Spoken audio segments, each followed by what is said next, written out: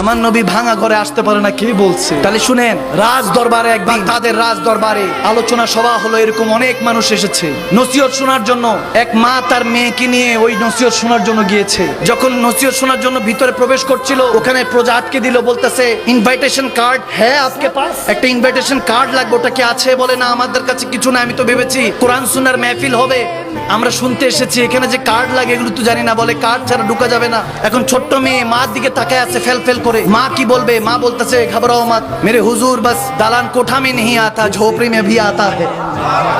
চলো যা আছে মনে সেগুলি তেলাওয়াত করব, কোরআন তেলাওয়াত করব। মা মেয়েকে নিয়ে ঘরে চলে গেল, তেলাওয়াত করছে সারা রাত।